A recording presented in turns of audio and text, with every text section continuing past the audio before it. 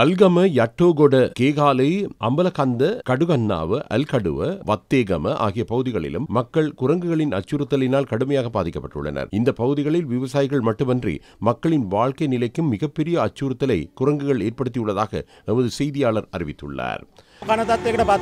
පෙර පාසලේ ළමයිට එළියටවත් අපිට සෙල්ලම් කරන්න එහෙම දාන්න බෑ. රිලව් ඇවිදින් එඟට පයින් දෙනවා. දෙපැත්තෙන්ම ළමයි දෙන්න තියාගෙන බලන් හිටියත් පාර මැද මෙහෙම පැනලා ඇවිල්ලා ගන්නවා. අනික බය කියන දෙයක් ඇත්තෙම නෑ රිලව් දැන් ඉන්න රිලව්. විසඳුමක් කියන්නේ නැතිම කරන්න තමයි තියෙන්නේ මම නම් කියන්නේ. நாட்டுக்குள் மிகப்பெரிய பிரச்சனையாக மாறியுள்ள குரங்கினால் ஏற்படும் பாதிப்புகளை தடுப்பதற்கு நிரந்தர தீர்வாக கருத்தடை செய்யும் உத்தேச வேலைத்திட்டம் மாத்தளையில் ஆரம்பமாகிறது. அதற்கமைய 40 குரங்குகள் கிரித்தலை விலங்குகள் பாதுகாப்பு மத்திய நிலையத்துக்கு கொண்டு செல்லப்பட்டு அதன் பின்னர் கருத்தடைக்கு உட்படுத்தப்பட்டன.